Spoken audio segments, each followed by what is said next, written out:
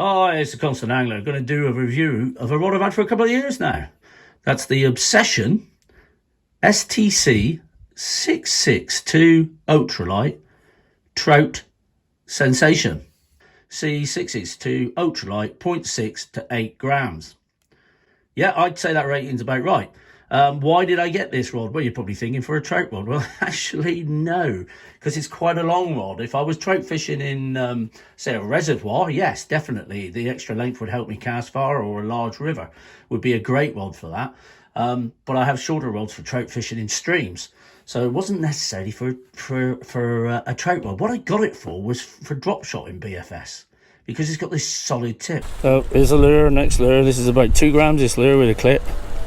I'll put the weights up. You might just be throwing little lures like that. I mean, a 2 gram lure, get my timing right, that's lovely. Can it pitch and flip lures, lighter lures?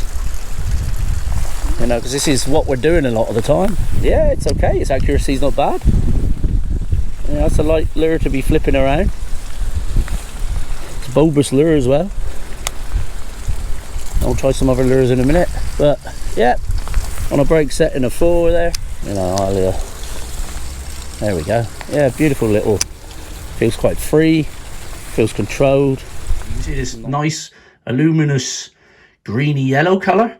I'm not sure whether you'll like that or not. I prefer a white tip. I actually quite like it. I find it very easy to see in the various light conditions. It's got the orange whipping on there, and it's got nice guides here. You can see that there, sort of micro guides on it that you have on your BFS rods, on your bait casters. And yeah, it's about a good 12 inches, 30 centimeters, probably a bit more long actually, that section. Very visible. Soft, but not stupidly soft.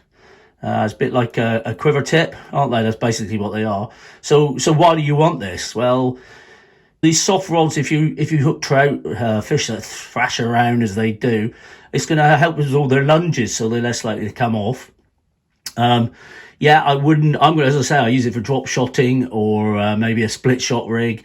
Very, very light rigs. The softer tip enables shyer biting fish to get that the bait in their mouth that little bit further. But it will fold up, so it's not really suitable for sort of Texas rigs, that kind of thing. Or if you want to put lots of action into jerk baits, then no, you need a more stiffer tip rather than a softer tip, which this is giving you.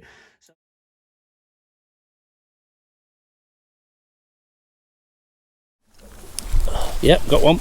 Got a decent size this, whatever this is. Another little cork ring, I think. Well, they're getting bigger. Yeah, good one that.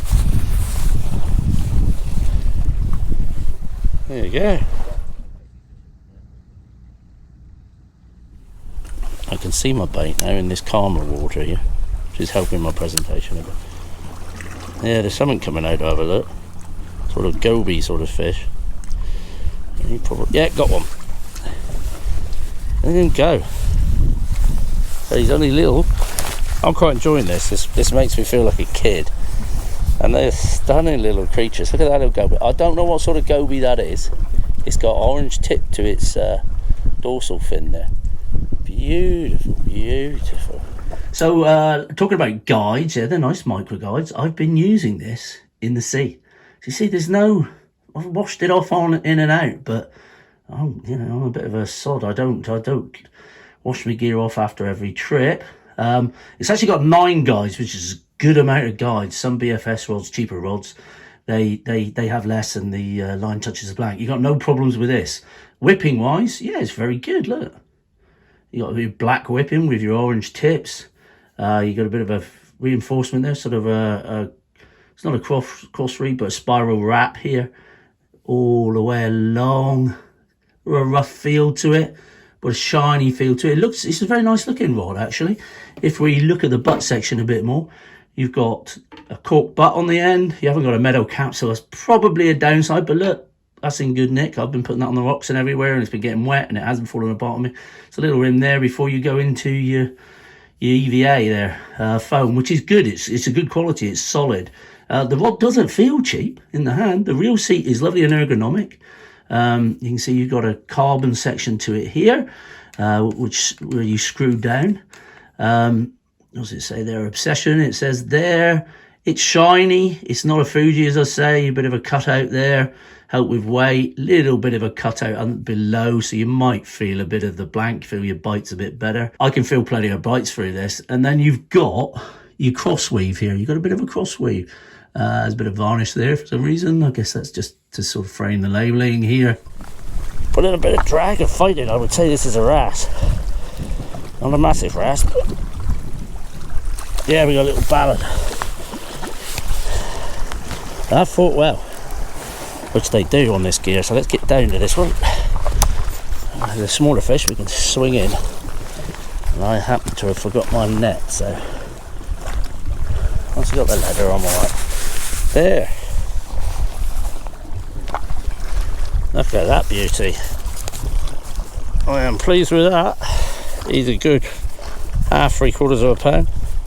Show these fish love this bait, don't they? There he goes. Here's your spigot. So it fits nicely together. If I can show you that in this cramped conditions I have here. There. And we've got plenty of wear left there. That's on far enough. Yeah, it's got a nice bending curve on it. The spigot's well chamfered. But you've got a lot of wear and tear here. You don't want this button right up there. If I can focus, you don't want it button all the way up, because over the years it'll wear down. They always do.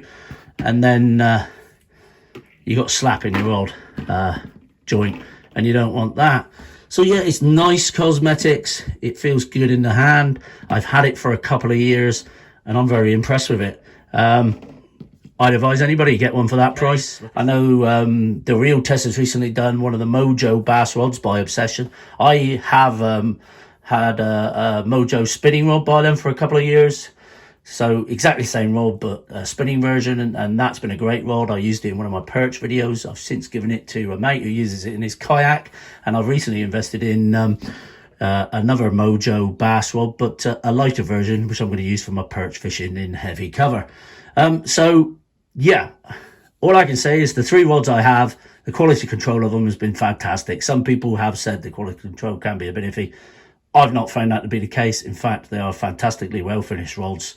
They just don't have branded fittings on them. My advice, go out and get yourself one. Cheers to Constant Angler.